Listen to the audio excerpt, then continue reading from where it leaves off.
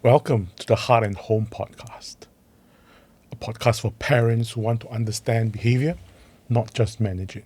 Here, we go beyond quick fixes and surface strategies into what actually drives your child's actions, emotions, and patterns. Because effective parenting isn't about control, it's about insight, intention, and how you choose to respond in the moments that matter most. Let's get started.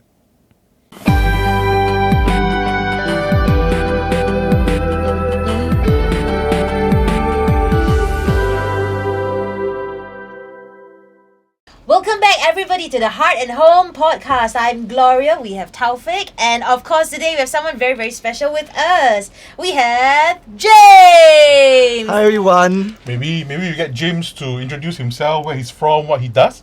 Maybe James, you want to share a bit more about yourself? Thank you. I'm James, Director of Programs at Lutheran Community Care Services.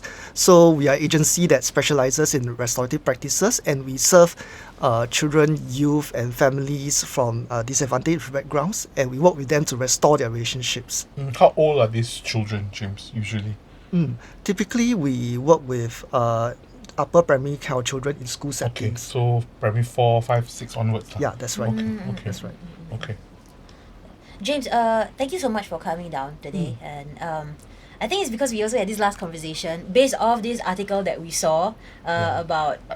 I don't think it was what we saw. I think the whole country saw it. Yes, the whole country saw that one The whole particular country saw it. article that was about how MOE is changing the guidelines about punishment, and then now they're going to introduce caning. And for me, I'm like, no, don't do it. That's my stand. I'm like, no, don't do it. You're just caning. You're not getting to the root of the problem. That's my stand. And Taufik also has... I think we were having this discussion because in our previous podcast we also spoke about the difference between discipline and punishment. Yeah. So and then we defined that discipline is the operative word of discipline is actually discipline, which means is to teach, to educate, right?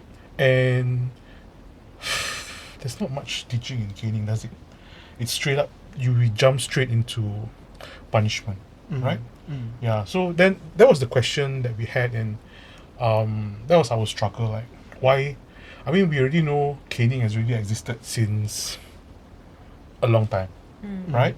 So why is it now really like set in stone due to the rise of the bullying cases that's been like showing up on social media and showing up on the traditional media at the same time? Yeah. And so when we were talking about that, and then Taufik was like, oh, hey, you know what? I have a great idea. Let's approach LCCS, because I know them. Let's approach them, because we were also talking about the restorative process as well. Yeah. And so thank you so much for being here with us No today. problem. Okay, I'll jump into the first question. Okay, so James, based off your experience working with youths and families through a restorative process practice framework, what's something that most adults oftentimes get wrong when interpreting bullying behavior, whether by the bystander or the PBB, the person being bullied, or the PEB, the person engaging in bullying? So it's what's something that most adults or anyone around that dynamic gets wrong? So I think, first of all, when people look at the bullying issue, they look at the person being bullied, which I love these terms. Right? Yes. It's those terms I pick up from a talk last year done by Taufik. I remember you sharing this perspective. I 100% agree, and we'll be using those terms. It is a mouthful though. It has acronyms, which is what we are good in Singapore. PBB. PBB. Yes, but I appreciate those acronyms because it helps to put away labels, on children and youth. When you think about the bullying situation, or even when parents think about bullies themselves, they see bullies as this like mean, aggressive, psychopath, I cannot develop empathy for others kind of persona in a sense. And so that is something that is really not helpful when we label people like that, because in one way these are still children. They are still learning at the age. They're still developing. They're still learning about values, all this. So one possible way that may result from this labeling is that they may very well live up to it. Yes. They may internalize it. They may say, because you labelled me as a bully, so therefore I see my identity as one, and therefore I will keep on pushing this, whether it's to get attention from others or whether it's to live up to your label that you place on me. So it's certainly not helpful in that sense. Yeah. And I think also in that talk, I think that you attended also, that we also look at bullying not just as a behaviour issue, but we look at bullying from what are the needs that are not met, right? So for example, like if the guy if now we always assume boys always bully but no if the child or the youth is showing a lot of aggressive behaviour to others, what was his actual issue, or what is basic need that was not met? So sometimes it may also look like he isn't getting the attention. So I will do anything to anybody just to get the attention for myself. Good attention, bad attention, neutral attention is all attention. Right?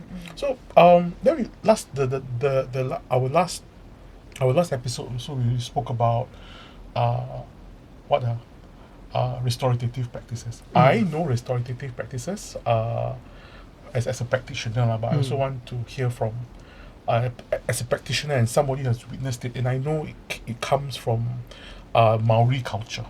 That was what I saw when I was in New Zealand. Just a question, like how can restorative practice help adults move beyond blame towards understanding harm, needs, and also accountability? So when you look at how adults approach the situation and put labels on children and youth, right? The kind of conversation that usually follows from that is a blaming kind of conversation. So, because you already label this person as a perpetrator in all its fullness, so you will see in terms of labeling, so you will tend to ask questions like, why do you do it? What punishment is required? What consequences should you get? So these are conversations that you can imagine for any children or youth. Straight away when you hear it, they will shut down. They will be defensive. So restorative practices, what we look at is that we don't see this conversation from that angle. We see it as, I think what Taufik has already mentioned, what are their unmet needs? What are some relationships they have impacted? And what ways can they do to make things right, so we can bring that agency and empowerment process back to them to make restitutions or corrections on their own. Okay. I'm on question number 2. Go. Okay. Go for it. All right, thank you. You don't even have to follow the script. When a child repeatedly engages in bullying behavior, what is the behavior usually trying to communicate beneath the surface? What do you, is there like the most common case, common factor? So I think Taufik has already mentioned one of them just now in our conversation, which is like, attention from things at home. Like because of course I cannot put a blanket over all cases, but the one common trend I see is like if parental involvement is not consistent in the child's life, sometimes what they cannot get from things at home, they may show out in terms of behaviors that they see in schools in that sense. Or even sometimes maybe parental involvement is there, but they feel that they are missing out in terms of their relationship with their peers. I want to maybe sometimes certain ways that I speak may not fit in with other people in that sense, so I don't get that affirmation, and therefore I need to do something to get that in that way. So like unmet needs in that sense. Okay. And from a restorative lens, how do we respond differently to the PEB and PBB, ensuring like one is like held accountable for their actions, and the other one is they're being seen. So I think when we look at bullying situations, like sometimes people would think that when you practice restorative practice, it's all about talking things through, and there's no, it's a very soft approach in that sense, because you talk only, you talk. By the end of the day, you know what will happen, you know where are the consequences in that sense to teach things across.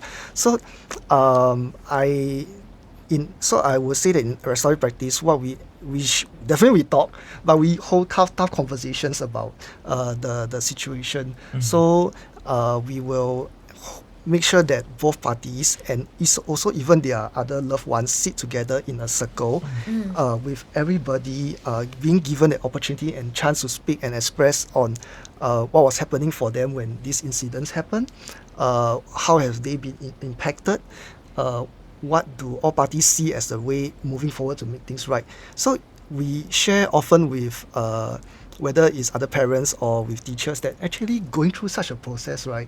It's tough. Exactly. It's tough. Because you're made to feel vulnerable. Yes. You're made to feel like shame, not just in front of your parents, but other people's parents, in front of the teachers. Yeah. It's not an easy conversation to have. Not an easy one, definitely. Yeah. So rightly as you put it, Taufik, so you need to be emotionally vulnerable.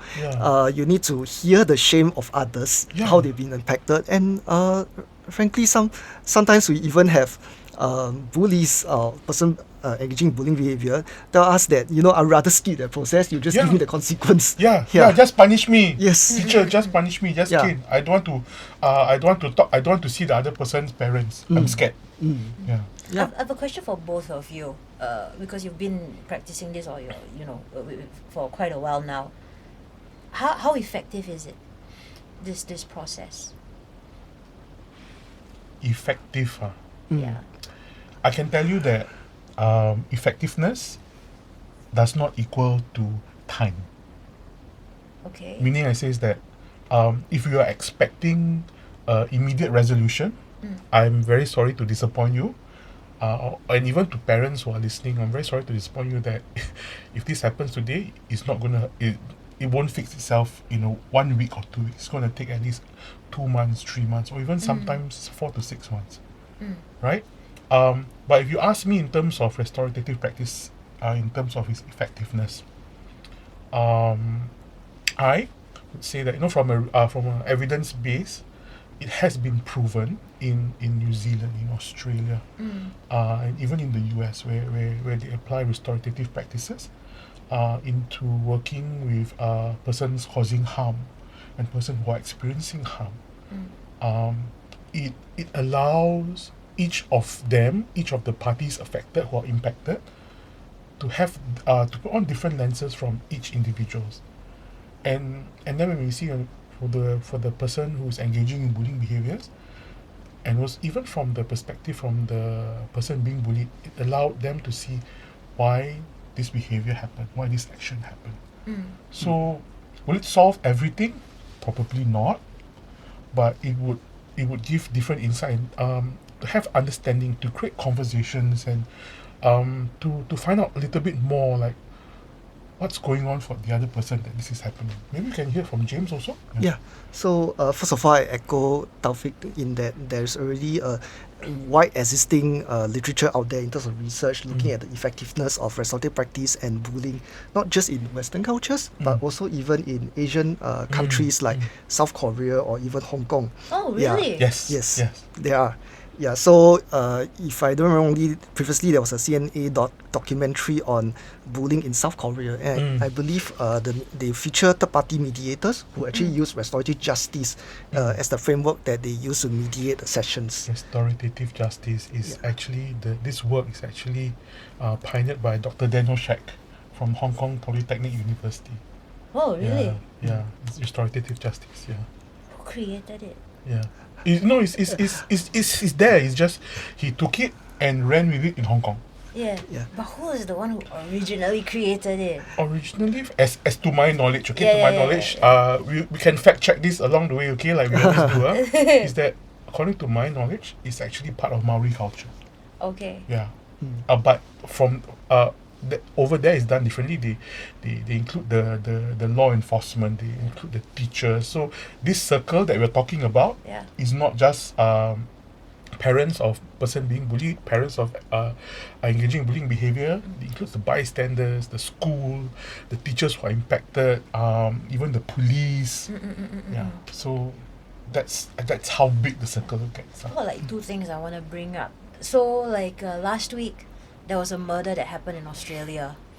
Do you know which one I'm talking about? Oh, it sounds to it be sounds very honest, intense. I don't know. Okay, but Yeah. go. Okay, so there was a 5-year-old Aboriginal girl that got murdered. In Australia, and then now there's a split between the two communities. And shout out to Min, because Min was the I read about it. Then we have a practitioner in training in Australia. So Min was the one who's like, they are trying to demand for the restorative circle. I think Yes. they want it to be according to that route because the child was Aboriginal. But then the law of the land is like, no, he has to go down the route of So I was wondering if that's the same restorative circle that we're talking about. It is actually very big in the Maori culture and also in the Aboriginal culture. Yeah. Okay. Oh, very interesting. Okay, shout out to Min about that. Sorry, James, back to the thing I was wondering. I say effective, like, yes, of course, it will take quite it will take time. Take quite a time, and then also, it's never like la la la, I'm okay. It's la la la la la la, I'm okay, right? Yeah. So, when you do get to the point where the person is okay, when I say effective, like, do you see the PB, like, engaging in more bullying behavior, or like they'll just completely? So in terms of outcomes of our cases and our services, I would say that the person engaging in bullying behavior, at least there is a understanding of how the other party has felt about the situation, and generally he or she will refrain from doing all this bullying behavior as much as possible. But even with that, there's also the additional so-called safeguard of the community as well, because a restorative approach is not just between the PBB and the PEB, but it's also the entire community there who is there to hear and respond on what they can also do to safeguard their community. So I think there's some questions about the bystanders or outstanders later on, but all these peers, communities also play an important part in helping to safeguard that process. There's this always assumption that once the consequences or the punishment has been met out, right, it stops. The bullying stops. But it doesn't. It doesn't, because that punishment is just to cut off an undesired behavior. But then we didn't actually address the other issues that's going on at the back in terms of like their emotional, their psychological well-being. So in a sense, in the MOE stand like when they say like, okay, this is the punishment, this is the consequences. As a result, you get suspension, you get detention, you get caning. And then what? What happens after that? So this this goes back to the effective, or should I say efficient kind of conversation that we're talking about in that way. So I think sometimes if you're looking at a quick fix, right, then honestly restorative practice isn't it, because it takes time for people to process their part. It takes time for conversations to happen in a safe space. It takes time for people to show ownership in terms of accountability in their actions. But at the same time, we also always share that, like what Taufik has shared, this certain punishment consequences, you may get a quick fix, you may get a quick compliance, but in terms of sustainability over time to come, actually restorative practices show a lot more promises in that, because it's not a physical measure that forces people to comply, but it is looking at how a community safeguard their well-being, their relationship together, which I believe is really a much more sustainable outcome lah. I had a principal who shared with me this, which is quite interesting. She said that discipline is not just the art of educating the mind, but it's also the art of educating the heart. So if we're looking at educating the mind, we help the children to understand that, you do this, you get consequence A. They are learn and trained behaviors like animals like that, right? And we are not animals. We are not. But when looking at educating the heart, they need to know that when they engage in such bullying behaviors, they are not harming rules, they are not harming systems, they are harming actual humans with their own felt experiences of that process. Yeah. So if you can educate the heart, I'm pretty sure when they do things from their heart, right, and the community do things from their heart, that is a lot more sustainable long-term outcome. Yeah. I think there was one word that you mentioned that really struck out like a sore thumb. Okay. Compliance. Yeah. Yes. Yeah, compliance and the way you explained it in a way that, you know, that the behavior, the bullying behavior doesn't just stop there, but it affects other people. And how it has also impacted them. How can we get parents who seek quick social justice to understand this? Like, if there was one thing that we can share with them, like, what would it sound like? Because social justice now, especially on the internet, right? Especially when then you see all the IG comments and the Facebook comments, I cringe so badly. I'm like, no, please don't say this. But then I can't reply to all 500 comments. Yeah. It's like last year when we put out a question on IG. Remember, we were like, what do you think of, like, if your child did something wrong, how do you punish? And then, like, got the DMs of, like, people saying, just whack. Whack only. Just whack only. Whack jer babe. And I'm like, oh my god, yeah. So we see a lot of that as well. Yeah. I don't know whether I'll get flamed for this, but then I was also quite concerned last year in at the height of, you know, I think there were whole bullying situation. There were Yeah. 2 or 3 cases there, and very much the sentiments from the public is that if you don't put forth caning as an approach, I'm not going to accept it. You know, I don't think that's a solution. So I was quite disconcerted by that in the sense that, of course, I do agree that we need psychological and physical safety in school environments, but at the same time, I think there's also a need to hear the different perspective of all the parties involved, the stories of the person engaging in bullying behavior, work with the person engaging in bullying behavior and their parents, and also teachers as well, as to how we can have that safeguard and that safe and the best environment for this behaviors to be resolved lah.